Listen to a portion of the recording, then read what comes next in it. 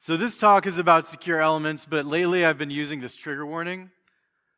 This actually is not a joke. I use disturbing imagery in my slide deck just because that's me. I do that. So if you are squeamish about bugs or like creepy people, then you probably will want to leave. But if you're okay with that stuff, then stick around because it'll be fun, right?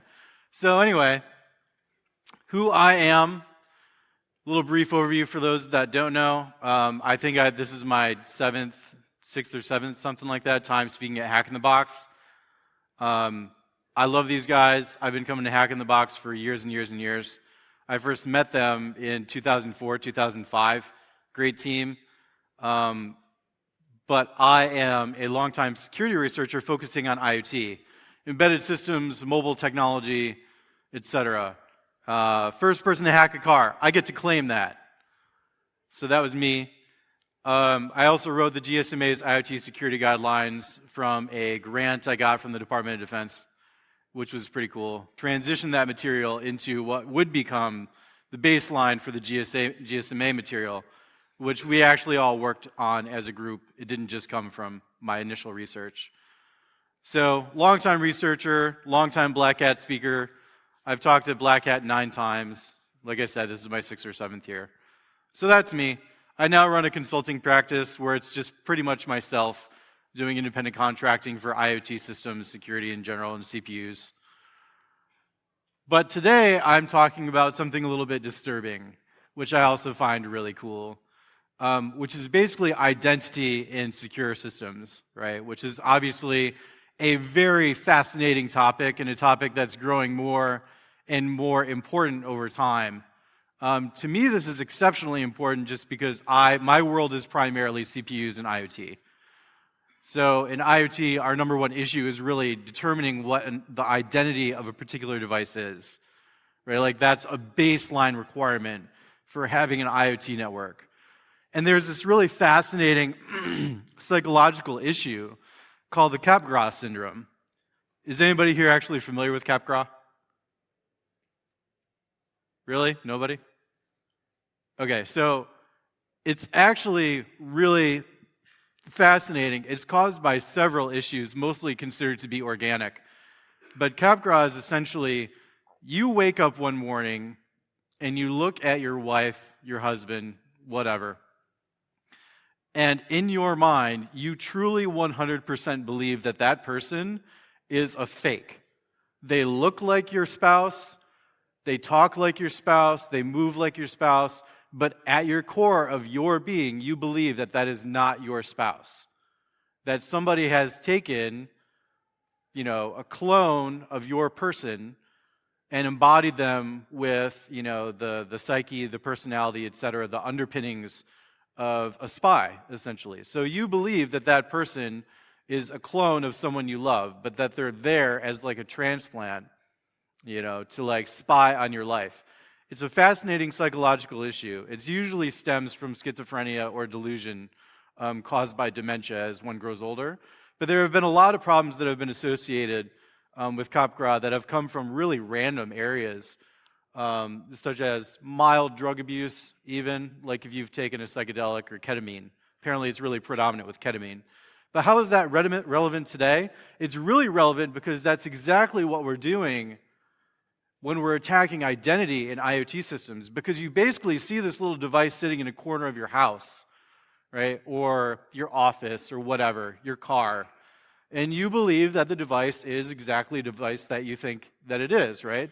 Except over time, you feel like, that really doesn't seem like it's my device anymore, but I can't tell you why. Does anybody ever get that feeling? A lot of security researchers get that feeling.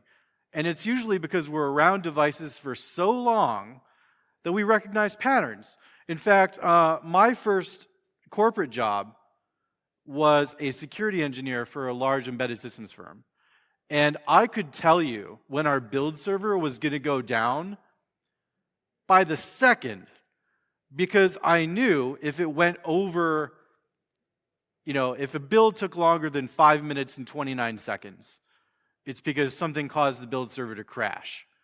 And so I could literally call it. when a build server was going down.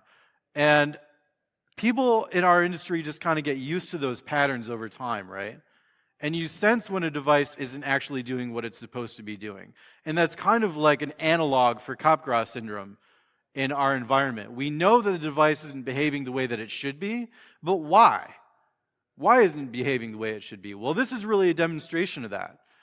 So what's really fascinating to this about me is, fascinating to me, is the implementation of secure elements at scale, right? Because that's really the important thing. Like, anybody can secure one tiny device, at least from a secure element perspective. It's not that hard.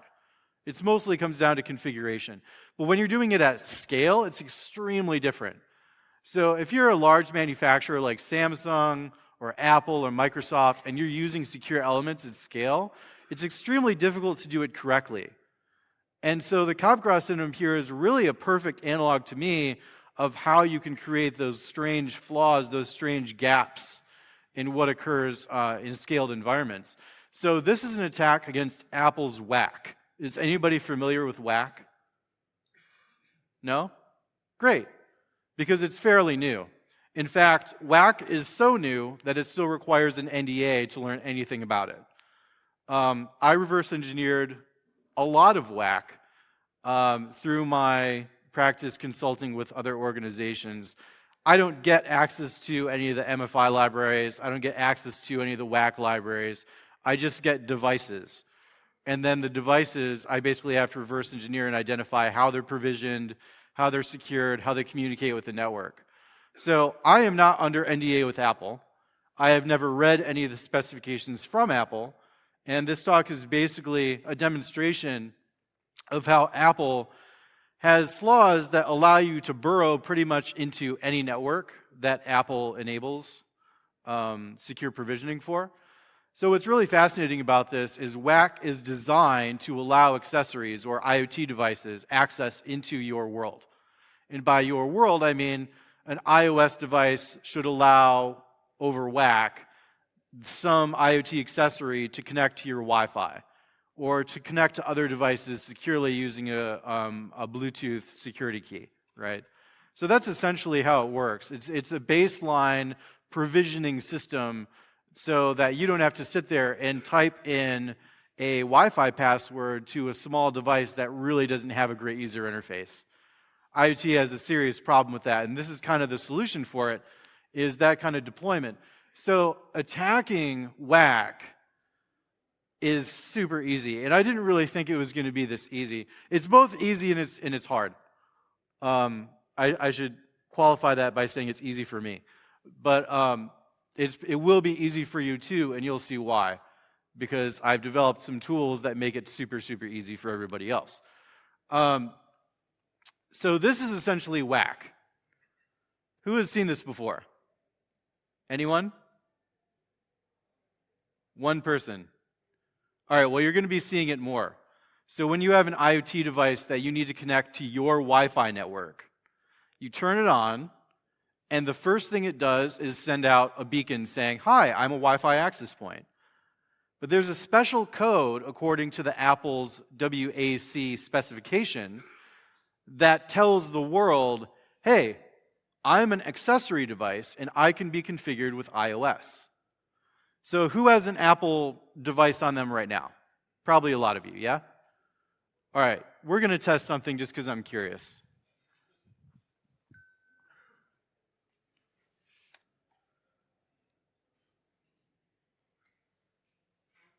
Because I've never done this in the EU, I don't know if there are configuration parameters that won't allow for it. I have no idea. But everybody go into your iOS, go to Settings, go to Wi-Fi,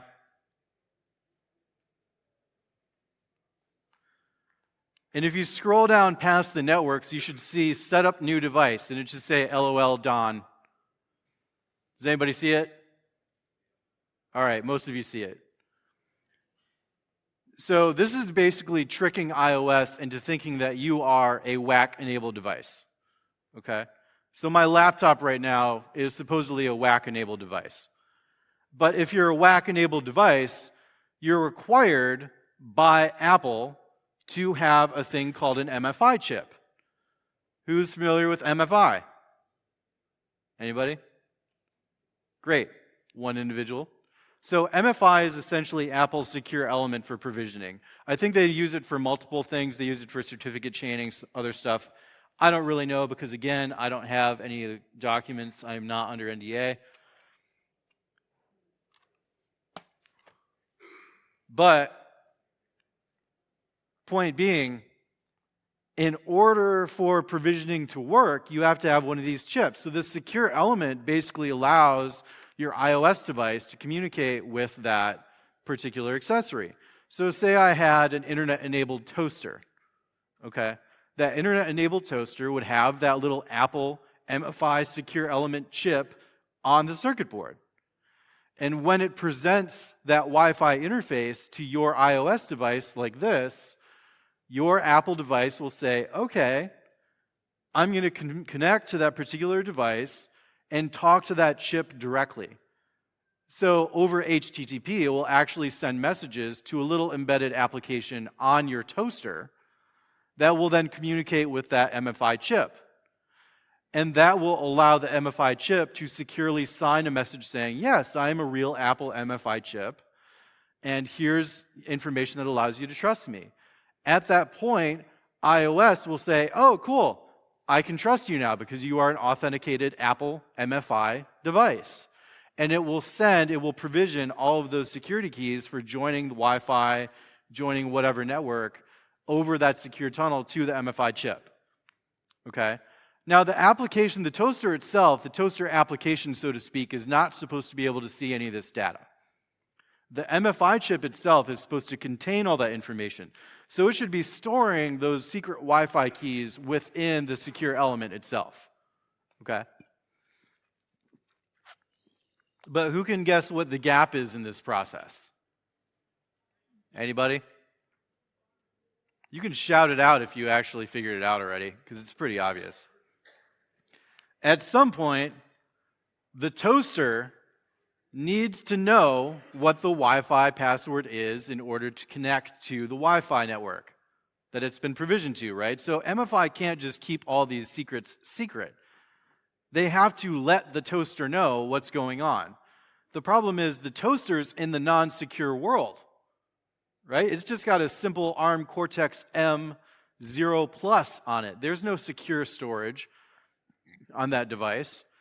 So essentially what you have is an IoT device that receives information that's sent to an MFI chip that holds it in escrow, essentially, but then it's given to the toaster, whatever application it is, as needed, right? So when that toaster needs to connect, it just says, hey, MFI, give me the info, and hands it off to the Wi-Fi adapter, and the Wi-Fi adapter does the rest. But that key has to be shared, right?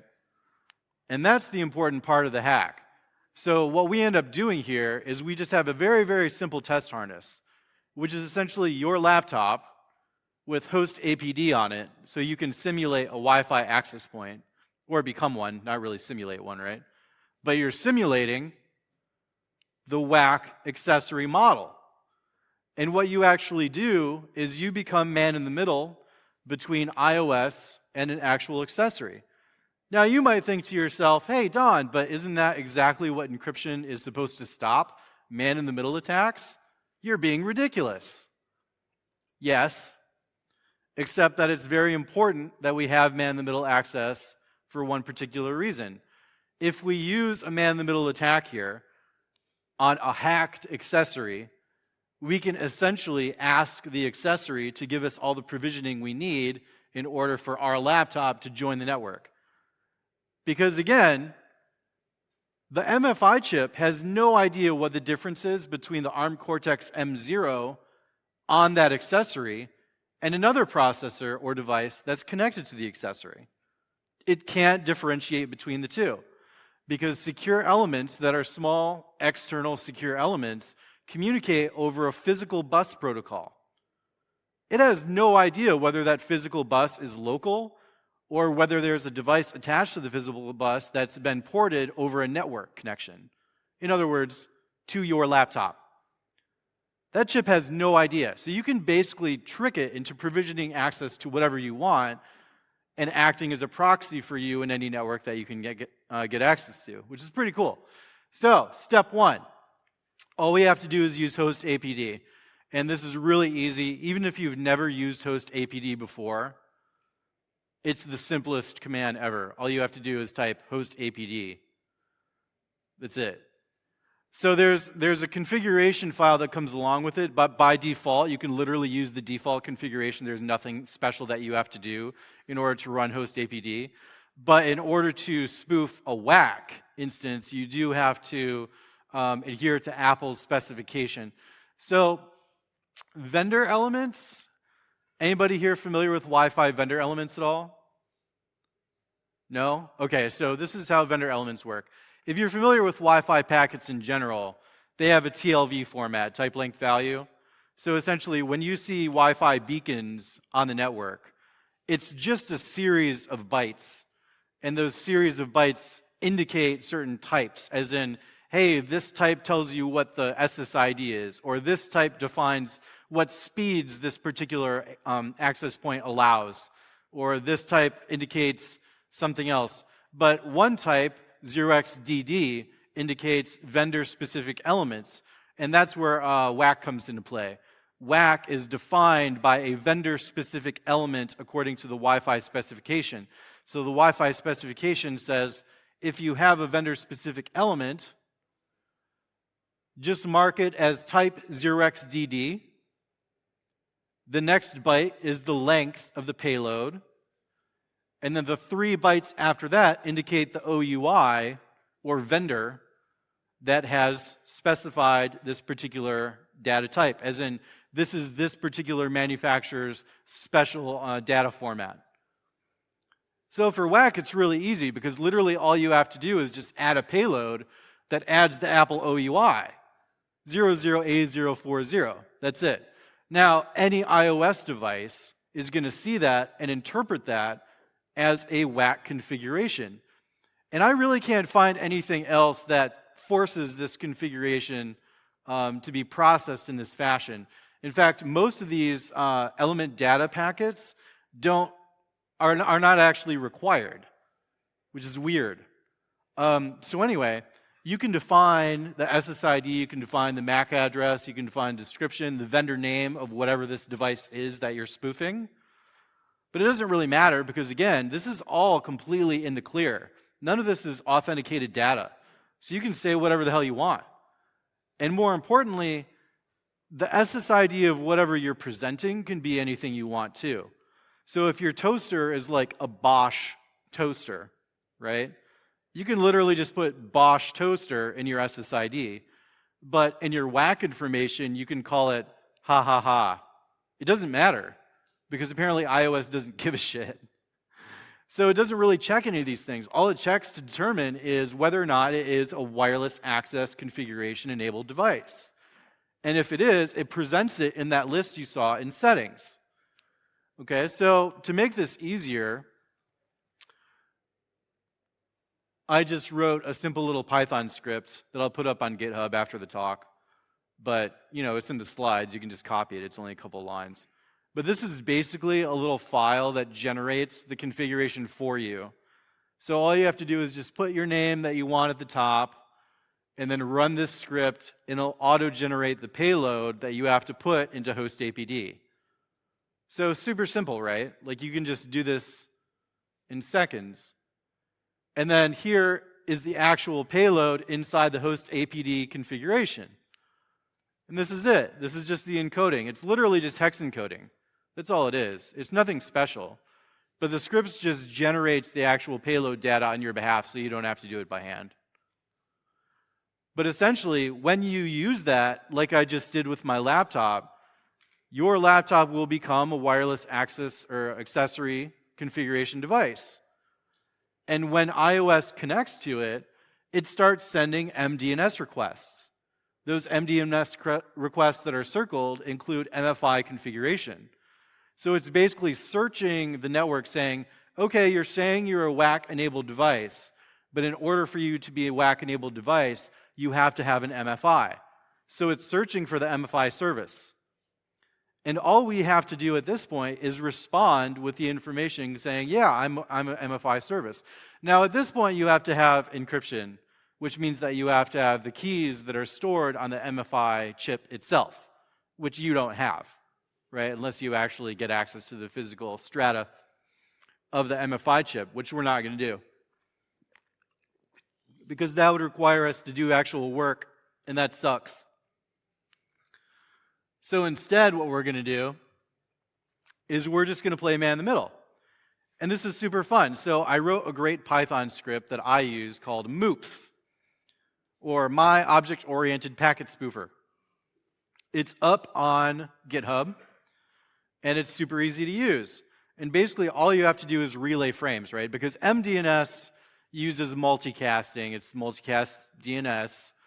And MDNS, or multicast in general, is a pain in the ass to forward over networks. Does anybody forward multicast data over networks? It's a huge pain in the ass. You really can't do it by default in the Linux kernel or any other real kernel because multicast is supposed to, by definition, stay on the same network segment that you're on. You can forward it a little bit, but you're not really supposed to forward it bidirectionally. Point being, we need to be able to forward it across networks because, again, we've got two Wi-Fi networks. We've got one that's presenting as a client, and we've got one that's presenting as a host, AP. So we basically have to tell our accessory device that we're spoofing, hey, I'm forwarding data to you, and I need the response so I can forward it back to iOS. Okay, so that's my little application Fling does just that. So basically, it's just a Python script that uses MOOPS, and it sits on top of your Linux wireless interface and just presents a raw packet interface to the interface that your host APD is running on. So as soon as messages come in, multicast messages come into the network from iOS, it just rewrites the packet and sends it on the appropriate interface that's attached to your target device. Super easy, right? And this is the script. Now, using my MOOPS packet library, this was super easy because MOOPS is basically like a TCP IP stack, but if you were to write it in Python, so it's all raw, it's super simple. But this is basically the script that you have to use to forward packets back and forth over multicast across bridged Wi-Fi networks. So as you can see, it's really small. It doesn't take much. But this is literally all we need in order to forward those messages back and forth. But what's great about this is that now iOS has no idea that it's being instrumented, right? So it's forwarding the data back and forth, everything's good, and we're just sitting in the middle with our laptop. So now we can do all kinds of auditing here. This is where you would drop in a fuzzing architecture, some kind of harness for doing other types of testing if you wanted to try fuzzing the MDNS stack. There's an HTTP stack. It's not HTTPS, which, of course, it can't be. Where would the keys go, right? So essentially, when you have this set up this fashion, it's pretty much done. All you have to do at that point is hack an actual endpoint. So pretty much any IoT device that has an MFI implies that it can be hacked. Anybody want to venture a guess as to why? Shout it out if you know it. It's using MFI. It has to use a third-party vendor's chip, Apple's chip, because it's basically saying, hey, I can't secure my own shit. I need someone to secure things for me, which basically means that you can hack the hell out of it, right? So most of these devices just have a simple ARM chip. In most cases, ARM Cortex-M that's just running an embedded systems platform. But it's not really enough to do a lot with. So usually what I do is just flash a little application that relays data over, say, a serial port, like a UART or something like that, right? There usually isn't a lot of room on the flash of these devices. There isn't a lot of security either, so you can usually just flash your own application that after boot up, it runs and it starts instrumenting communication between your laptop and the network. So basically, like, you can use it as a network device, or you can use it as a serial device, or you can do whatever you want. But the best case scenario is you've already got man in the middle, so you're already basically talking to the application on the instrumented accessory, right? So if you just add a little application that says, oh, when you hit this web page, it's going to respond with, say, keys for provisioning to the actual network that you want to hack, right? And that's what's really great here, is that once you have that little application there, you can basically tell the MFI to do whatever you want. And now you have the ability to set up a harness where you can do fuzzing, you can attack iOS, you can attack the actual MFI chip, you can attack the infrastructure around it, you can tell the MFI to provision you keys to join whatever Wi-Fi network is relevant. All of that stuff is pretty much 100% in play now because you have the infrastructure set up in order to do that.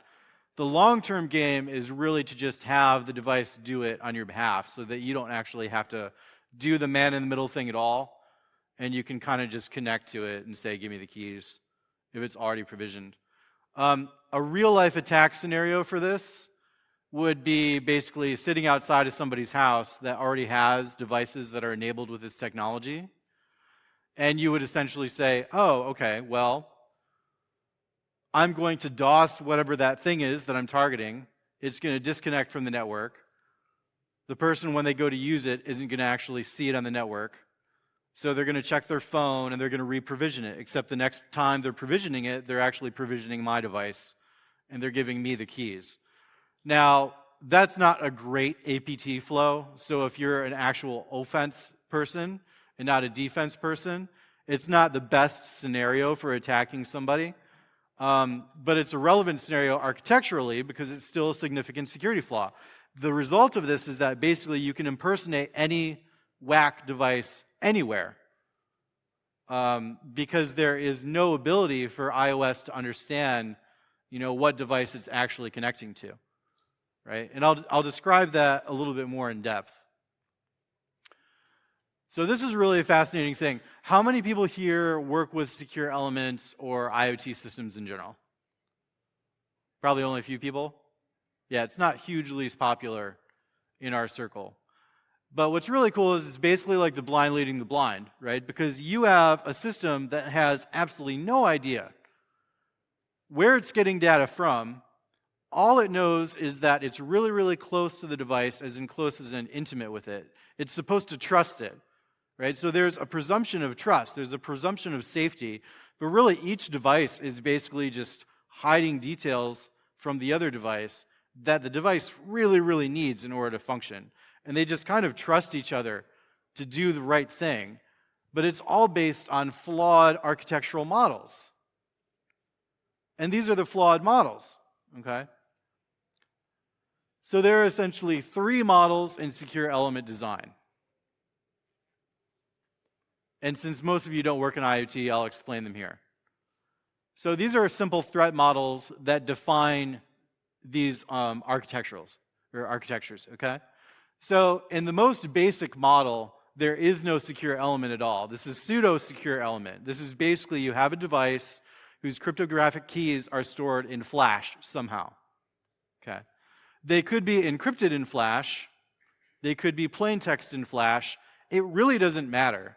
Even if encrypted keys are encrypted with another key and stored in Flash, who cares? It doesn't really matter because there's no secure way of hiding that information from anyone. So all a reverse engineer has to do is take a few extra steps to find the extra key to decode whatever the encryption keys are that are stored in Flash. It's useless and it's busy work, and it takes a lot of excess time to develop this kind of pseudo-security to make it somewhat presentable to production.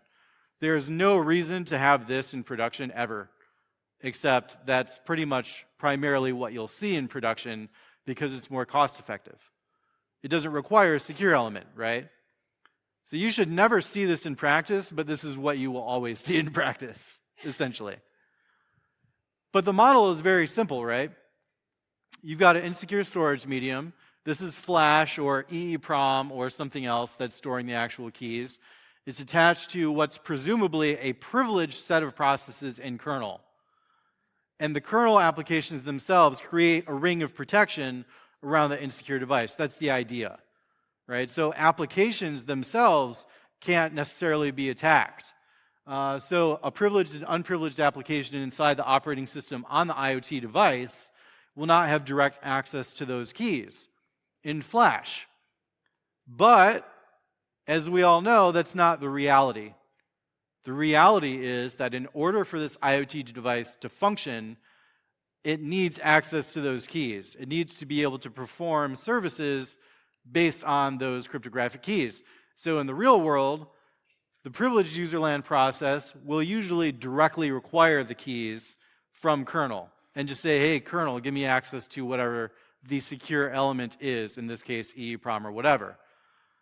Privileged userland process gets the keys, hands them off to the Wi-Fi, whatever, connects to whatever needs to be connected to. In rare cases, you'll see a kernel module that actually does this on behalf of a privileged application. That's really rare, though, because it requires excess work that most people aren't really willing to do. So mostly what you end up seeing is a privileged device in the kernel, and the only type of security here is really just you have to have administrative access on the operating system to read this device. That's it. So this is important for two reasons. Number one, it implies that any physical access to the device will acquire access to the keys, because there is no secure storage for the keys. There's no secure memory at all, right? And because of that, we can extract those keys from Flash without ever having to boot up the operating system or attack it in any way. There's nothing to do. We can just read it straight off Flash or EEPROM. Easiest thing you'll ever do as far as offense goes. Now, if you can't do that for some reason, as if you're attacking it remotely, then it's super easy if you can land read capability from the device, or if you can get code execution on the application and really act as any application at all. Because in a lot of these architectures, even the unprivileged applications are the ones that actually interact with the real world. So what ends up happening is an unprivileged application can ask a privileged application in userland, hey, I'm going to go talk to some peer or a backend system to do updates or whatever. I need access to the cryptographic key to perform some kind of signing operation. It'll ask the privileged application for help, which will then retrieve the key from Flash, which will then help perform the operation on the unprivileged application's behalf. So in these models, you technically don't even have to have access to the privileged application or the kernel in order to do anything useful. Because to be useful, the applications have to have access to the keys somehow. So they can just ask for permission. Hey, I need to do this. Give me access to it. Okay, fine. Here's your key. Done. So the attack model for this is really straightforward. Physical access is 100%. Application access is 100%. And if you're reading off memory, if you have some kind of a vulnerability where remotely you can read memory off the device, then it's usually game over at that point too, because you can just read the places in memory where the key's been stored. Done. Now, in the non-operating system model, things are a little bit more interesting. And they're more interesting because, obviously, they're simpler. But it's also interesting to me because, as an IoT engineer or a system architect, this model is actually a little bit more fun because it requires more work on the behalf of the attacker. Because you don't always have a real-time operating system running in userland in the kernel. Sometimes it's, just a standard application that the engineers have handwritten. And then you actually have to do something interesting, like reverse engineer a real, application that does something that you've never seen before, which is cool. It's fun to actually do some kind of reverse engineering that takes a little bit of thought. But most of these are architected in the same way anyway, because it's all basic, ARM imagery. So, you see one ARM image, you've seen them all. But the applications themselves are always a little bit unique based on what the engineer thinks is important. So you have to do a little bit of reverse engineering, but you can still perform the exact same attacks here. The architecture itself is no different in the non-operating system version than the operating system version. In the external element model, which is what you have in MFI, this is really cool because now you have something that you can't physically attack in some cases. So in a secure element model where you actually have a chip on the board, or the external element model, in this case, you're presuming that the chip itself does not allow physical access to the keys. So it's not like reading off of flash or reading off EEPROM where the data is just going to be in the clear. You're not supposed to be able to get keys off of a secure element ever. It's supposed to be on there, period. The only device that actually knows how to interact with it is the secure element itself. So all you can do is make requests to the secure element for information, for signing, for verification, etc. And it will act on your behalf. But aside from that, you actually can't do anything else with the device. So in this case, physical access in some cases is relevant because certain secure elements, you can attack it over the bus because there isn't actually a way for it to guarantee that you are who you say you are. As in, say you have a secure element on a board and the secure element is only authorized to communicate with, an application that's running on firmware. Well, the application that's running on firmware needs to store that key to verify itself, right? And again, this application in firmware can't store its secrets anywhere that you can't get because, again, it's an insecure chip. That's why there's a secure element there.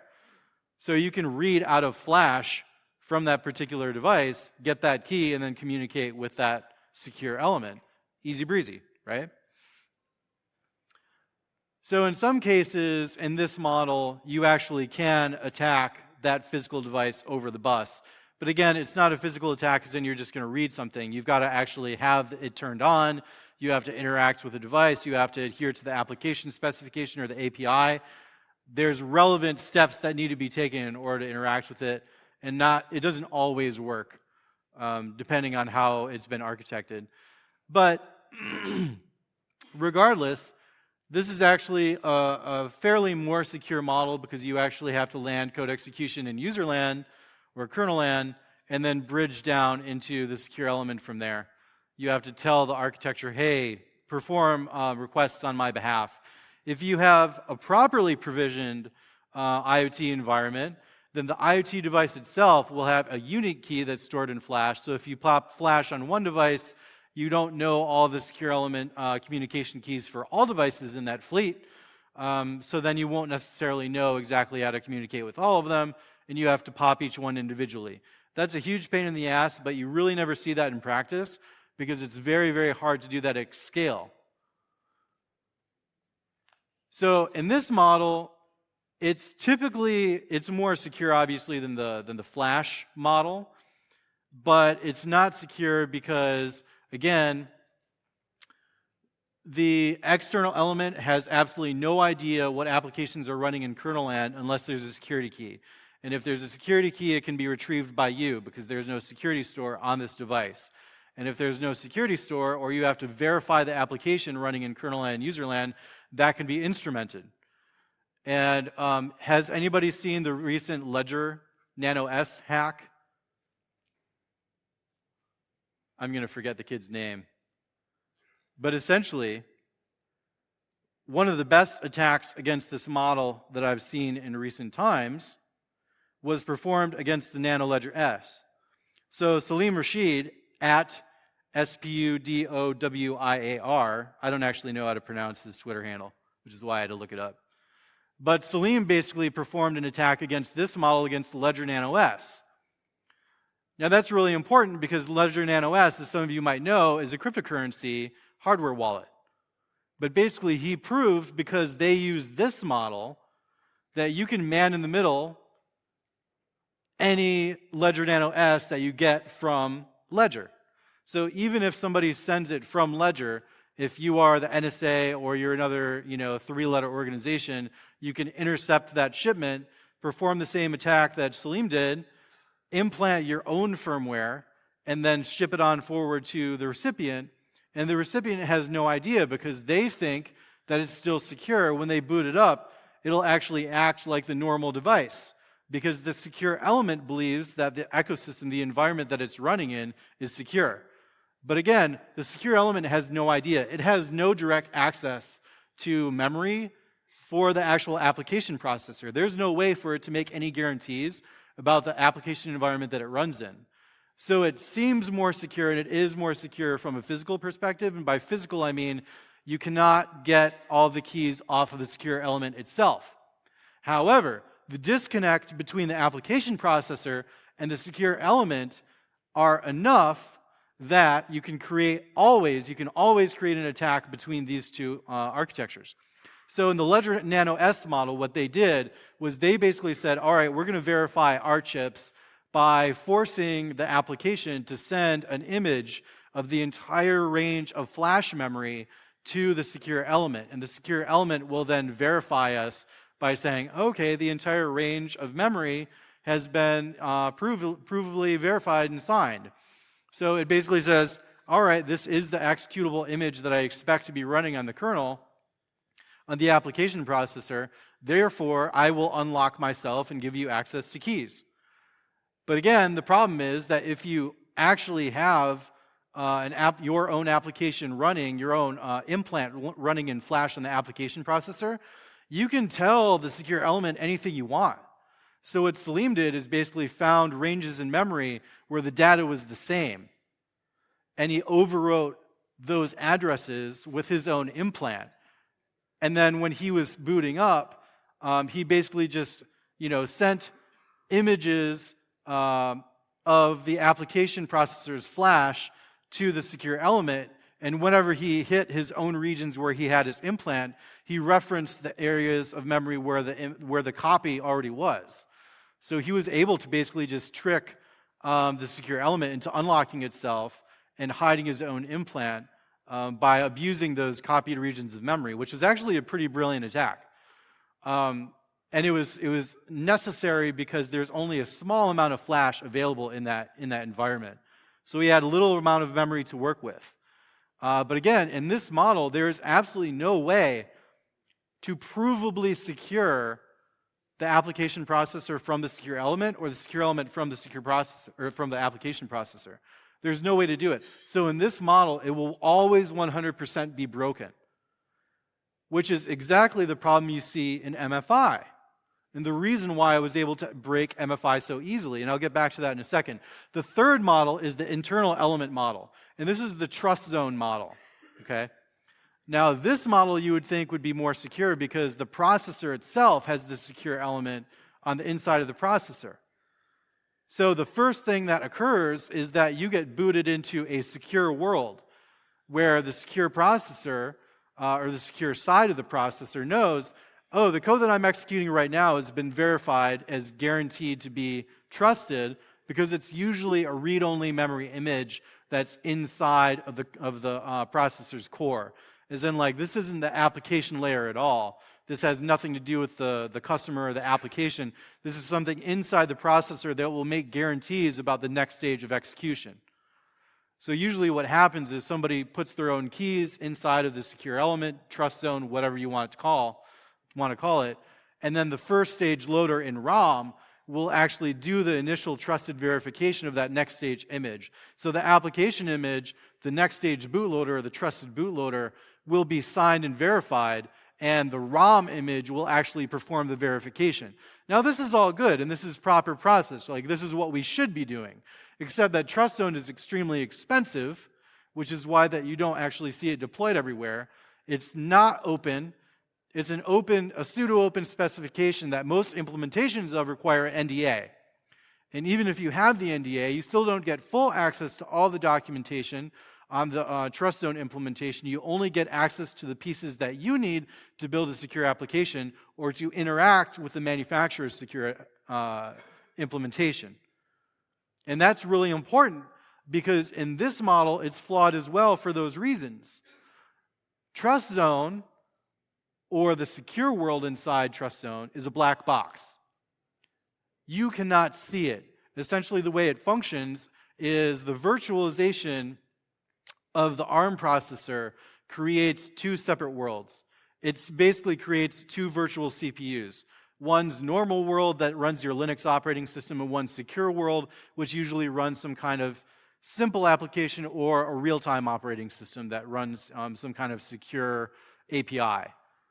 And what ends up happening is the secure world lives in a black box that the normal world cannot see. And the normal world just makes traps or interrupt requests to secure world for information saying, hey, I need to sign something or I need to verify something. Can you help me? But the normal world has no way of really verifying that secure world is secure. And it has no way of verifying the identity of secure world. And that's more important. Because it's kind of the opposite of the previous model. In the previous external element model, the application processor is always insecure. And the secure element really has absolutely no way of verifying the identity of the application processor because the application processor can always trick it.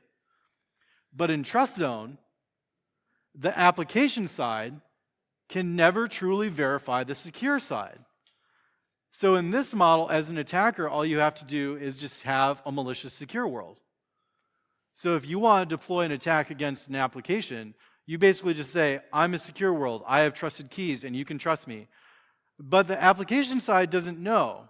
All it's presuming is that it lives in a CPU environment that has been made guaranteed by TrustZone and by the manufacturer. So it just basically says, okay, you've got certificates, great. Those certificates are clearly a part of my infrastructure, and any external device that uses those keys, I'm going to trust it. Right? So it's still a flawed model. And if you can attack the secure world in any way, you can still basically instrument the communication between application world, secure world, and any external entity. So that's a really important thing to understand, that TrustZone is inherently damaged from a security perspective because it's not open, it's implementation dependent, variations on implementation will result in wildly different variations of secure. In fact, a really great attack, a common attack against TrustZone implementations is that TrustZone implementations don't always secure DDR RAM. A lot of them don't bother because it requires extra expense to be able to secure the DDR RAM bus. So only some implementations will actually have a secure world version of DDR RAM segmented by physical memory, and then there will be a normal world of RAM. The first thing that you can do booting up into application world if you have full access to DDR RAM is start reading the regions that you're not supposed to touch. Done. Usually you can start extracting keys from those environments. So because of that, because of the NDAs required, because of the black box nature of secure world inside TrustZone, it's not only expensive and cost prohibitive to actually deploy, but it really doesn't give you the secure world you think you're getting. It's extremely damaging, in my opinion, to security because there's no openness to it. It results in inaccurate and incorrect secure architectures that aren't secure at all. So essentially what we're doing now is eating our bugs, right? You understand the architectures themselves, you understand why they can be attacked, so why is this useful? Secure boot, attestation, self-identification, and peer identification. Those are the basic models that we have. And because of the issues that I just described, you can't do secure boot in a flash-only operating system, period. There's no way to do it, right? Because the whole point about secure boot is that you're going to trust all the executable code that you're going to execute. If you don't have a secure element, you can't do that, period. There's no way to do it. Anybody can alter flash and then just tell your secure boot that it's okay. In the secure external element model, again, there's no way to do it because the secure element can never trust the data that's in the application processor. No way to do it. In the TrustZone model, you can get secure boot, but you can only get secure boot for a couple of stages. As soon as you get unsecured applications running, they can make no guarantees as to the identity of the trusted elements that have executed before them because of the black box model of TrustZone. So in essence, The 3 models that we currently have for secure elements are failures. 100%. Attestation is the same way, and for the same reasons. You can't trust them, right? The whole idea behind attestation is you're sending requests remotely to an endpoint to verify that its environment is stable. And there is no way to make those guarantees because, again, these models are all flawed. Since none of these architectures can be trusted, and none of the applications can trust the secure architecture and vice versa, there's no way to perform attestation in a way that's actually fully reliable. Identification is the exact same way. How are you going to perform identification if you can't actually trust any element of your architecture? Right? And the identity is really, really important because that is the core of MFI. The core of MFI is saying, oh, I am implementing a concept of identity on behalf of iOS and on behalf of applications or accessory devices. But because as we just saw in the secure element model, the external secure element model, the secure element model in external secure element model can never trust the application processor. Therefore, the identity that's proven is only the identity of the secure element and never the identity of the application. Thus, you will always have a break between... Well, we can't execute that now, can we? Oh well. Well, you always have a break between the actual application processor itself and the secure element. Those 2 identities are then completely separate. And because the application processor cannot then be securely identified, there is no way to make guarantees as to what device you're actually talking to. Only that the device that you're talking to is enabled with WAC and has an MFI chip. That's it. So in essence, the Apple model is flawed because it does not present a clear chain of identity between the network, the application running on the accessory, and the secure element that's attached to it. The only thing that can be secured is the MFI, and the only data that's on the MFI is for Apple, not the application. So essentially, if you've hacked something with an MFI chip in it, you can port that to pretty much any architecture that you want. Can somebody tap the screen so they can get this animation working? This would work a lot better on my iPad. But AV fails. What are you going to do? Point being, well, that's not what I wanted. That's fine. Whatever.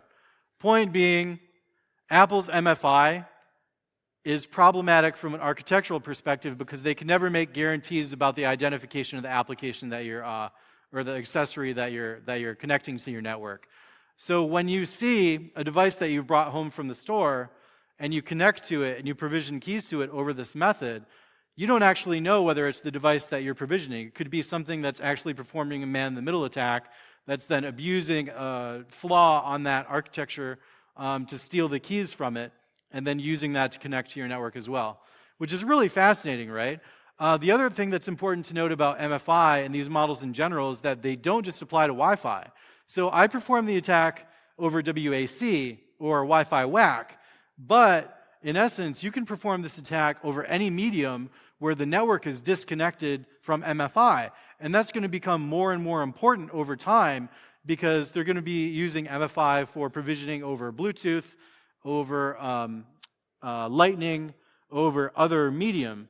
So essentially, you could perform this exact same attack over any other network protocol because there's no tie-in to the network protocol and the actual application and MFI chip. So this is really a Wi-Fi only attack. It's an attack against secure elements in the Apple architecture, which is presumably portable to all these different other mediums.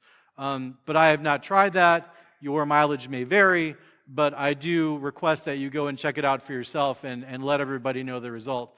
My point in doing this research was essentially to prove the secure element models were flawed and flawed in a specific way based on the GSMA IoT research that I did with the GSMA back in 2015, 2016. We published the document called the GSMA IoT Security Guidelines, which I wrote in concert with most of the GSMA. And the threat models for secure elements that you saw here were actually developed during that time. It was based on some of my DARPA research from before, but essentially it was based on the GSMA research. So this was really an exercise in proving how deploying secure elements at scale creates this disparate environment, or environment of disparate technologies that cannot truly identify or communicate with each other, right? And that's really a function of scale, because it's, as I said at the beginning of this talk, you can secure a device in any fashion as long as you only have a small amount of them. But once you get to the scale of Apple, you can't individually provision every single device. That causes a very large and substantial change to your manufacturing process as a whole. And because of that, that increases your costs. It increases the lifetime of production. It increases the potential for flaws and failures in your architecture. It also creates the possibility of bricking your devices themselves, because now every single device has a unique key that's dependent on the secure element being working properly. A lot of things can fail unexpectedly. So getting that architecture up and running is very difficult. The manufacturing architecture is extremely difficult. So it's understandable that they would have this flaw, but it was important to prove it so that we get to better and better models. I've been working with Apple on this issue, and I dropped this information to them about a year ago. So they've had almost a year to work on it before I began talking about this. I wanted to give them ample time, because even though it's not a super critical issue, it is and it's not, right? Like you can attack people remotely. You can attack people in their homes. You can use it as a way to get backdoor access into anybody's home network that uses Apple technology. But you have to be there, you have to be physically present, you have to know which device you're attacking. There are a lot of ifs. So even though it is kind of a backdoor, it requires a lot of steps and physical access to at least proximate physical access to the environment. So I gave them as long as I could to talk before I talked about it. But a situation like this requires so many different teams to resolve, because now you've got the MFI chip team, and you've got the MFI protocol team, and you've got the application specification for WAC team, and all these other organizations that all need to work together and define an engineering process that completely resolves all of these issues, as well as defining a new manufacturing specification that allows for all of these security keys to be unique and tied to each specific accessory. It's nuts. Right? That's a very, very difficult and challenging thing to do. So it's understandable that it took them a very long time to implement it, and it's still not fully implemented. So this bug will be around for quite some time. So if you are an iOS hacker and you're looking for a jailbreak, MFI is definitely one place to start looking. But in essence, that's about it. Apple's got some serious problems, but they're no different than any other architecture that's deploying secure elements at this scale. They are no different than Samsung. They are no different than Microsoft. They are no different than anybody else. So this isn't really a bash Apple thing. This is more just a, Apple tried to deploy a secure element that was really easy for me to hack kind of thing. But yeah, that's it. So I appreciate your time today, and thank you for checking out the MFI talk. And we've only got a minute or so, but does anybody have a question about anything that I've discussed today? If you do, feel free to come check me out at any point in the conference. I'm more than happy to talk to you separately. Thank you.